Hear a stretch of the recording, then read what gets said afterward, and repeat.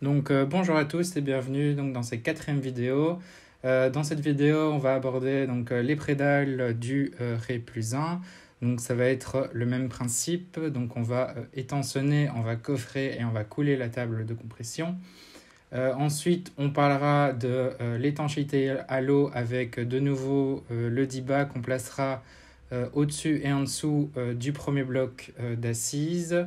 Ce bloc d'assises ici, ce sera un bloc en béton cellulaire ou bloc Ytong qui servira de continuité à l'isolation thermique.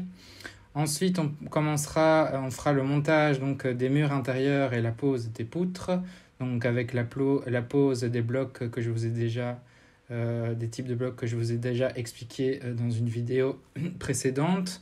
Ensuite, on procédera aux asselets préfabriqués et coulés sur place. Et ensuite, on procédera à la pose des poutres métalliques et du coulage des poutres en béton. Donc nous nous étions arrêtés au coulage de la table de compression au rez-de-chaussée. Donc une fois que cette table de compression a été coulée et qu'elle a été décoffrée 2-3 jours plus tard, on va pouvoir commencer le montage. Vous voyez apparaître ici le D-Bas qui est placé sous les murs du rez-de-chaussée, donc à peu près pour la même raison que pour les caves. Le D-Bas ici va nous servir à éviter les remontées capillaires dans le mur intérieur. C'est une préconisation qui est à faire même au rez-de-chaussée ici. On va placer ensuite les premiers blocs d'assises des murs intérieurs et des murs porteurs. Donc ici, ces blocs d'assises, ils sont un peu différents par rapport aux blocs qu'on a mis en place aux caves. Ici, on travaillera avec des blocs Ytong ou blocs béton cellulaire. Les blocs en béton cellulaire ou blocs Ytong sont considérés comme isolants. Ils vont permettre d'une part de contribuer à l'isolation, à la continuité de l'isolation horizontale du sol entre chaque mur, mais il va aussi permettre d'autre part la connexion entre cette isolation horizontale qu'on projettera sur le sol par la suite et l'isolation verticale des murs extérieurs. Donc, qui permet cette continuité qu'on cherche à avoir au niveau des isolations. Donc attention, on ne va pas choisir n'importe quoi comme bloc béton cellulaire. On choisira un bloc d'assises hydrophobé de classe C4-500 qui va être capable de supporter la charge de l'édifice. Au niveau des dimensions, ici nous sommes sur les dimensions de Xella, donc les fabricants du bloc Ytong. Au niveau des longueurs, nous sommes sur une longueur de 60 cm et au niveau des largeurs, nous pouvons retrouver du 9, 10, 12, 14, 15, 17,5, 19, 20 et 21,5. Et au niveau des hauteurs, on retrouve du 15, du 20 et du 25. Évidemment, les blocs les plus utilisés, ça sera le 9, le 14 et le 19, puisque c'est les dimensions des blocs béton et terre cuite qui sont utilisés lors de construction d'habitation.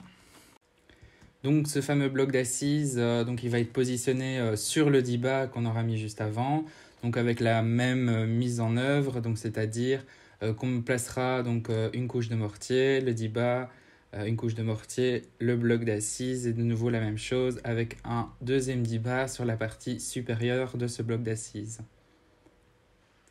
Ensuite, on pourra faire la mise en place du reste des murs.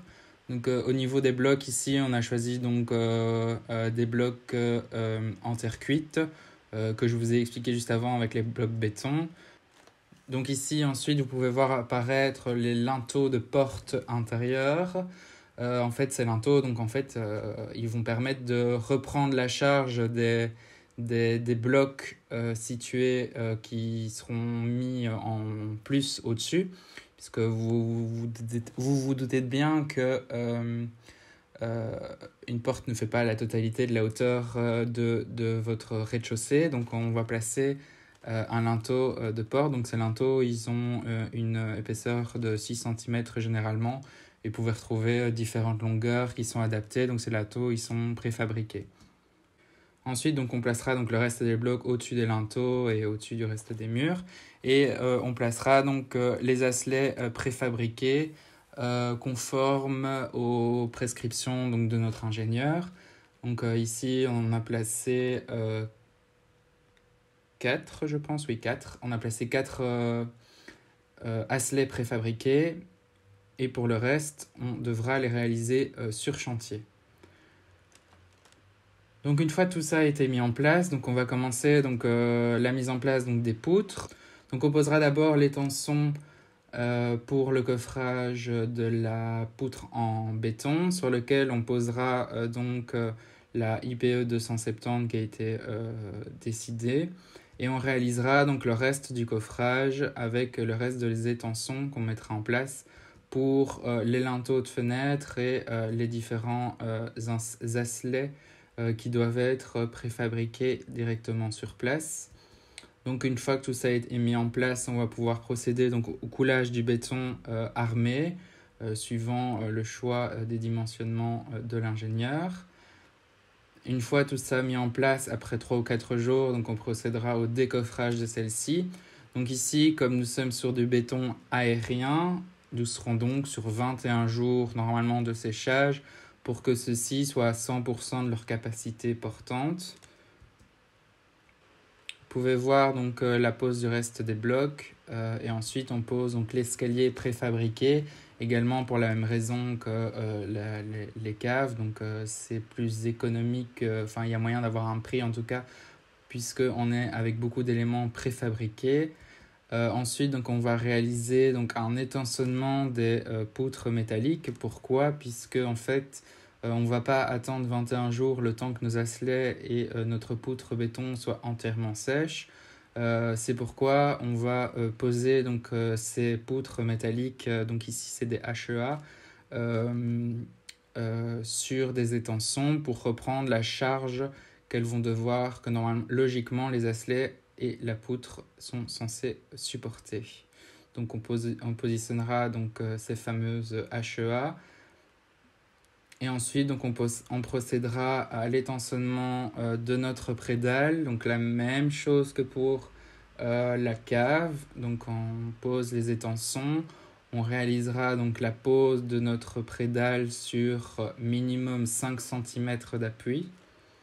Et ensuite, donc on procédera au coffrage de celle-ci pour pouvoir couler la table de compression qui sera coulée juste après. Et ensuite, après plusieurs jours, on pourra procéder donc au décoffrage.